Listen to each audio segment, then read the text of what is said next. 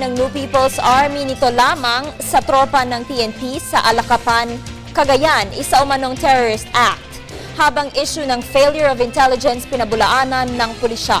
Para sa detalye, balitaan mo kami, Alvin Baltazar. Itinuturing ng Philippine National Police na isang terroristic act ang ginawang pananambang ng grupo ng NPA Kamakalawa sa tropa ng Special Action Force sa Alacapan, Cagayan na ikinasawi ng 8 nitong miyembro.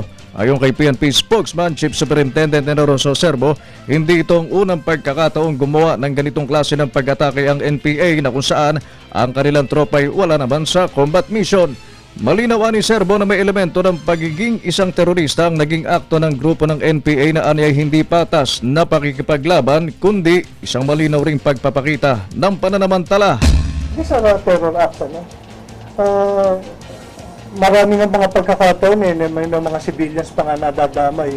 It so happen lang na walang natsyempuan, ano? What if na nung dumadaan yung ating mga sundalo, take note ha, ito'y public road, di ba? Kahit sino pwedeng dumaan dito. What if na may nakasabay na pagpasahero ng sasakyan dyan? Hindi naman itinuturing ng liderato ng pulisya na may failure of intelligence sa pangyayari dahilan upang malagasan sila ng walang tauhan.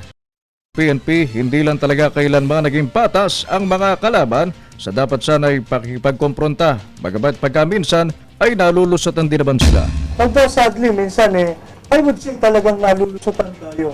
But hindi natin makakategorize yan. Makakategorize yan at this point na may failure of intelligence. Kaugnay nito ay nagdagdag na ng puwersa ang PNP sa Alacapan, Cagayan matapos ang madugong pangyayari.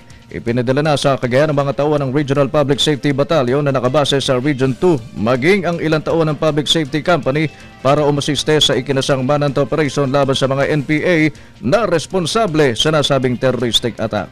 Para sa Telebisyon ng Bayan, Alvin Baltazar.